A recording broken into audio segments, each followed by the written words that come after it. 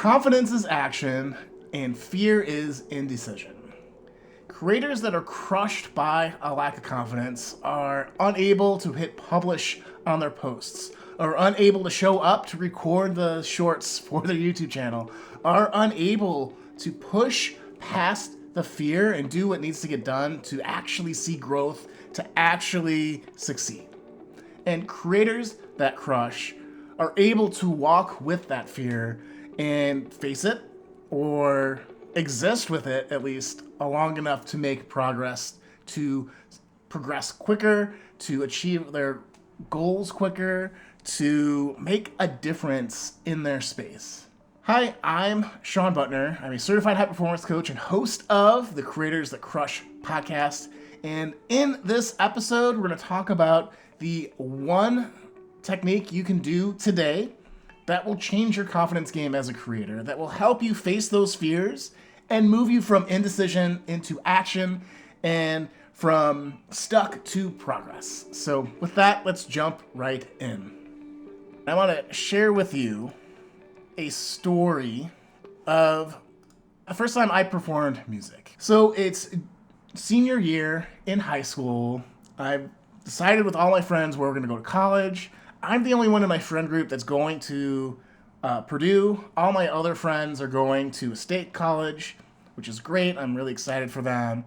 But I'm a bit introverted and quiet and shy and socially anxious. So a really great recipe to be sent out into the world by yourself and have to change.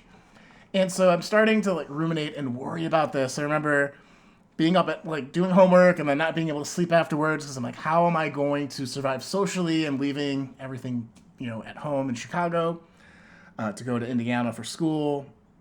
And an opportunity presents itself.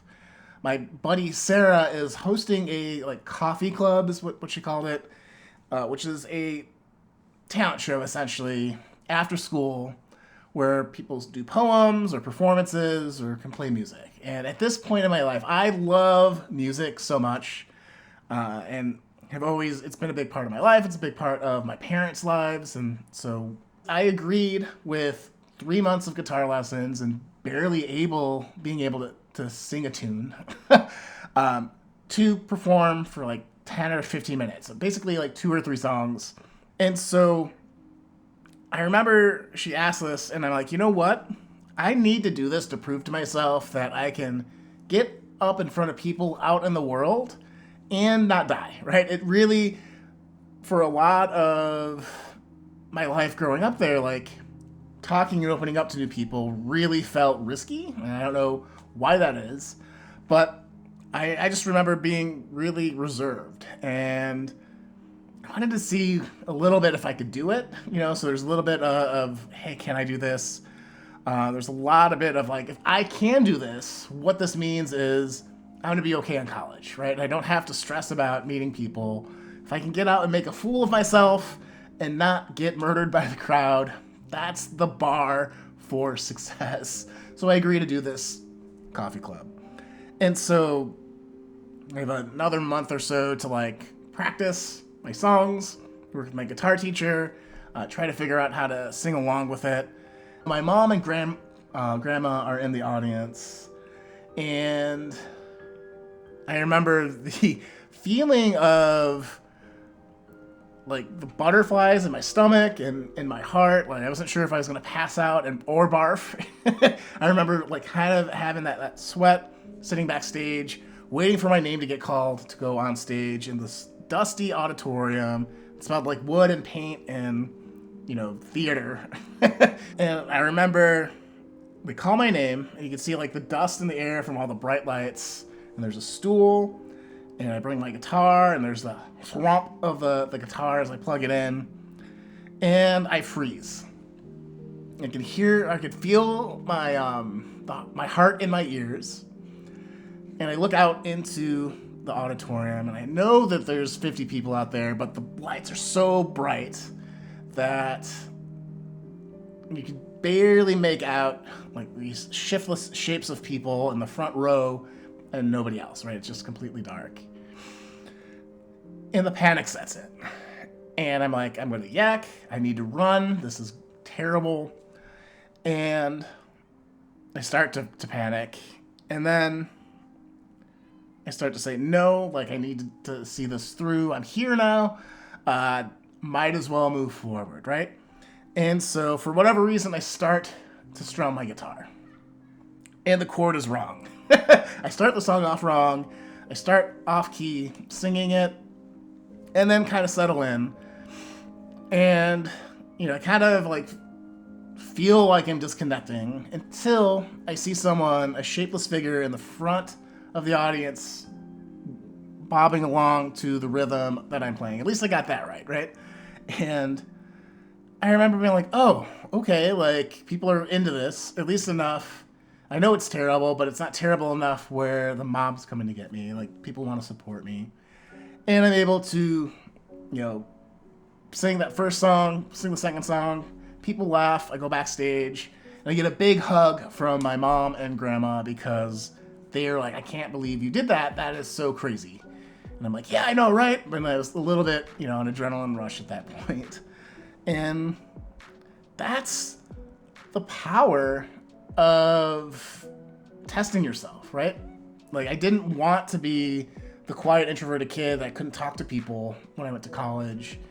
And I proved that I could be extroverted. I could get up in front of people, perform poorly, and actually have a little bit of fun. Like, once I understood that most people are out and want to cheer you on, they want to help, they want you to succeed. A lot of it is just like, get out of your head, right? And that's been a process for me since that moment. But I was able to make some really good friends at college. I continue to perform. I've been paid in free beer, for burritos, and street change. I've joined a band and can hold my own with other musicians. And so it's led to this lifelong passion. It's led to this lifelong sense of fulfillment and way to connect with people, because I didn't let the very real fear in my body overtake and prevent me from taking action, from doing the thing. The driving belief that I needed to do this to prove something to myself, to prove that I was brave enough to go out in the world, was a huge motivating factor. And that driving reason and purpose for doing the thing is what allowed me to continue. And so in your creative business and your creative career, you really need to be thinking about, it's not about not being afraid. It's about showing up and taking action regardless of the fear being there. And the more that you're able to disconnect taking action with focusing on the fear, the more likely you will be to succeed in creative career, in a professional career, in life in general. I firmly believe that, and I'm a living proof of that. And I have story after story of maybe just being like, can I do this? And it changes my life. And that this, can I do it? I want to prove to myself that I can, is a very powerful belief that can get you a lot of results, can keep you going. Do 700 videos on YouTube, and get those reps in because you have to do it, right? I really hoped it would only be 100 videos, but, we're each on our own journey. Hey, it's Shawn, and I know in this episode we're talking about how to boost your confidence. One thing that's true about this exercise that I'm sharing in this episode about boosting your exercise is it's being self-aware. And one of the best tools that I know to be self-aware is this high-performance assessment. I have a mini quiz for you that I've taken countless times myself that helps you identify where your weak points are and what you might need to do moving forward. So if you are struggling or want to be more confident, or there's something going on with my performance as a creator and I don't know quite what it is, go to ShawnButtner.com/quiz. It's a quick 10-question quiz. 5 of them are just picking a number on how you feel on different categories like clarity or energy or boldness or influence, and a quick exercise to help identify why you gave yourself that number. And what you'll find going through this, and people have found over and over and over again with the people I've worked with, that sometimes you think you're doing really good. Like, I'm like a 10 out of 10 out of clarity. And then you have to explain why, and you're like, ooh, I'm actually a 7. Or, ooh, I'm actually a 4. I forgot this whole other thing that I've been ignoring because it makes me stressed out. So it's a powerful, simple tool for you to assess where you are in your creative performance. I'd love to share that with you. Go to ShawnButtner.com/quiz, and we'll see you on the flip. Now, back to the episode. So how do you separate the fears enough for you to find that sense of purpose and to follow through and take action, even though it's infecting every fiber of your body and causing your heart to beat in your ears? Well, there's one technique that I think is very excellent at this from my man, Tim Ferriss. So shout out to Tim. He did a TED Talk about this years ago, and it stuck with me. I think I saw that maybe 10 years ago now, and I still think about this exercise and do this. In my high-performance coaching practice, walk through a version of this, although I think Tim does a really great job of defining it. So I'll share this technique called fear setting with you, what it is, how you can use it, and then I'll add a couple of high-performance aspects or angles to help make it even better. So definitely go watch the Tim Ferriss one, but if you want something a little bit more focused or a little bit of a performance focus, I have some ideas for you around that. So jump into it. So what is fear setting? Fear setting is, Tim framed it as the opposite of goal setting. It's very hard to chase goals, but it's very easy to think about and address all your fears.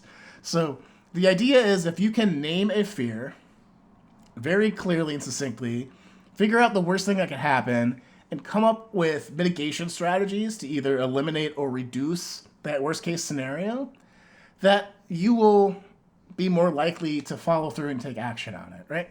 And you add things of opportunity cost of like, what happens if you don't take this action, or why is it really important to you, and it really supercharges it. So that's kind of Tim's setup for it. And so if you're thinking of making a decision in your business, right? Should I start a YouTube channel? Should I write a book? Should I start a newsletter because everyone's on Substack now? Whatever the thing is. If you're something you're just trying to figure out if you should move forward with or not, think of that first. Then you list all of the fears that go along with that. And I'll get into a way to diagnose that a little bit further in a second here. And so you write out the worst thing that can happen if that fear is realized. So if I start a YouTube channel, I will get the flaming arrows of the internet thrown at me every time I publish, and it'll break me. Or if I go on stage in front of people or get noticed in a crowd, that you will spontaneously combust and die, like I felt in the story of being on stage. So you list out all of those different fears. Then you write out what you can do to mitigate that, right? If I spontaneously explode on stage in front of people, and I actually will die if I get noticed and am extroverted or putting energy out in front of a crowd, I'll be dead. So it doesn't really matter is maybe a way to look at that. Or maybe you go out with a bunch of people, or maybe you go in a costume, create a character to kind of disassociate yourself from the crowd.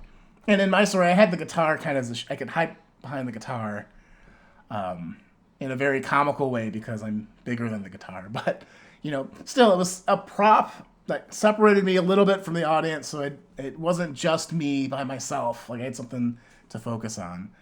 And so you come up with these nightmare scenarios, you come up with these contingency plans on how you can mitigate or eliminate the fear.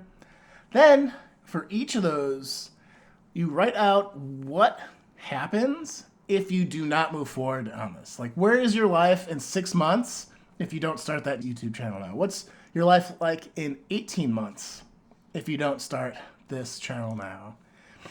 And this is the motivational part of oh, if I don't do this, there will be negative consequences, because we as humans will discount that normally. And then, what are the next best steps to move forward? So if you know what the worst case scenarios are, take the first step to mitigate that and to move towards making that big idea or decision happen, and get into action, right? And it doesn't have to be like do the whole thing. It's just your next best, like, incremental. Anything that moves the football forward on the field or turns the dial, as they say, or just a little bit of progress is really important here.